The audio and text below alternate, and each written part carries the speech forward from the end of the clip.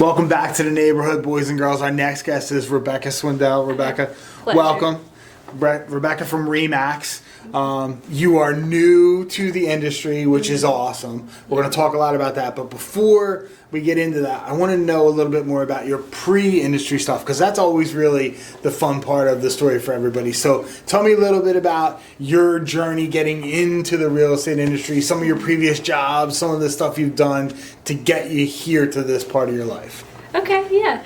I have done every job from hairstyling, I was a barber, I did worked in a spa, I worked in 4 different salons. It didn't work out for me. It ended in injury. It wasn't fun.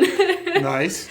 I did a couple odd and end jobs, so I did liquor deliveries, I was a bartender, worked in a liquor store, I worked at a warehouse, just anything just to try and get on my feet and get Waiter, waitress, food delivery? With not yet. No. My sister was. Okay, all right.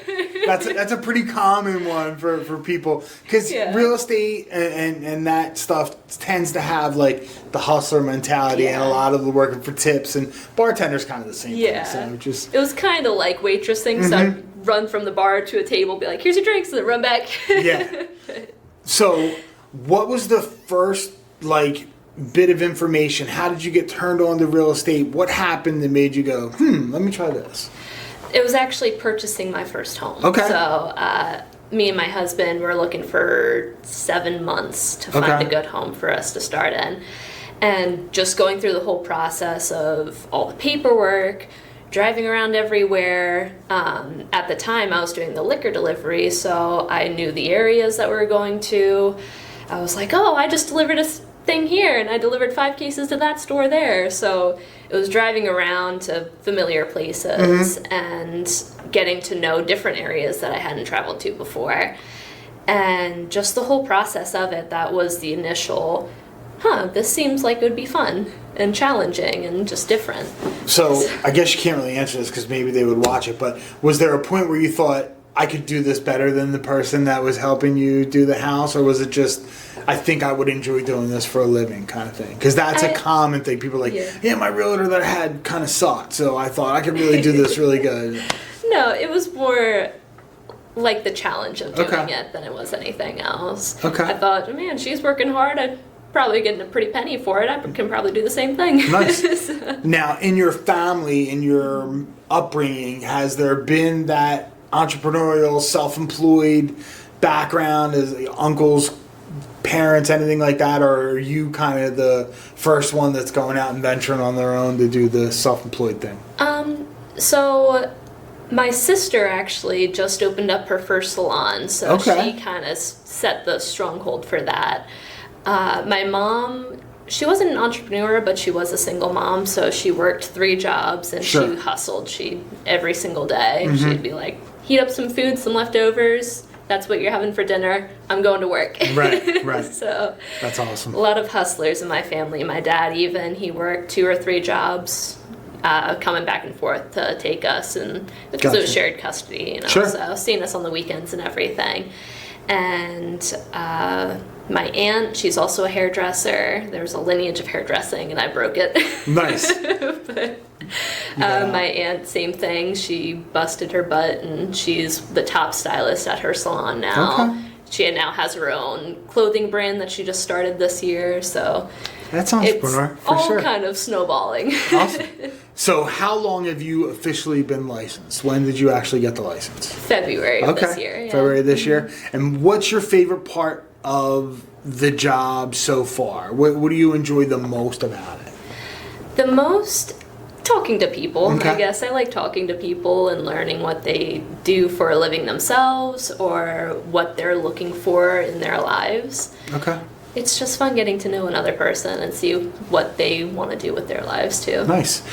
What type of promotion are you doing? Are you doing social media? Are you doing any advertising? Are you joining professional groups? How are you getting people out there to know who Rebekah is? So I've been kind of doing it old school. I do promote some stuff on Facebook, But I've been just going around with my business card and leaving it at places that I go to. I've been handing it to people that ask me about what I do. Mm-hmm.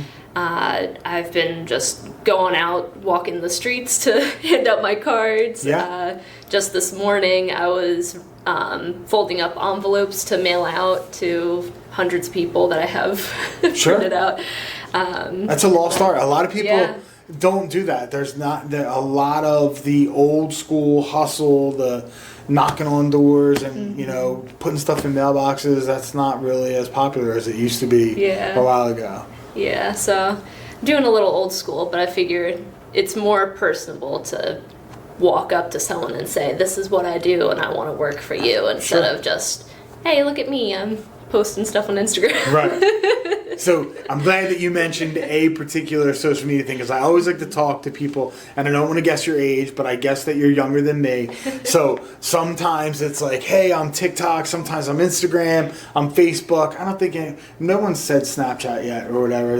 There's like one or two mortgage guys that do Snapchat. But like, what types of social media are you into, and what do you think is going to be your way to get your message out to people? So I use Facebook and Instagram, which most of my family's on Facebook, so I can promote my circle through that way. And Instagram is more for friends and other acquaintances from like high school and whatever, former jobs, whatever you have it. So I kind of touch all bases in that regard. I haven't touched TikTok yet. I'm kind of scared to touch that. I go, little TikTok, hey, listen. I have to be honest, my 16, she's 17 now, she better not see that. My 17-year-old daughter does my TikTok coaching for me, so she's like, hey, do this or do that. I've been doing Facebook for really, really long, but I first started out with MySpace. That was my first MySpace post for mortgage back in the day. But I haven't figured out TikTok. I do it, and I put stuff out there, and people will comment on it or whatever, but I still have not figured out how to turn that comment into business. I can do it on Facebook, I can do whatever, but someone from Arlington, Texas is like, hey, I think that outfit's really great. I'm like, cool, awesome. If you know anybody that lives in South Jersey, let me know. I'll get them a mortgage. But I don't know the TikTok thing. But are you getting some responses from Facebook? Have you gotten any like partial startups from that, or future business, you think? I've been getting a lot of people that want to work with me in the sense of whether it be mortgage people reaching out or other realtors that want to partner with me and anything like that. Nothing from clientele just yet. I find the best way I found clientele is by going with my business card and saying, hey, work for me and I want to work with you and we'll make it all happen. But yeah, so. Have you done any open houses yet? Have you done any I sat hosting open houses? Yeah. What's your experience been with that? How has that been? I haven't generated any warm leads from that. To be fair, the open houses that I sat were with the other company I worked with, and they didn't promote them very well whatsoever. We don't want to mention their name. Yeah, we won't talk bad about anybody. No. Rhymes with Schmeichert, but we're not going to say anything bad about anybody. You know. Yeah, so it was more just here's an open house, show up to it, and then two groups came through and said that they didn't want anything to do with it. So I said, all right, and I tried every day contacting them until I'm pretty sure they blocked my number. This crazy girl keeps calling me.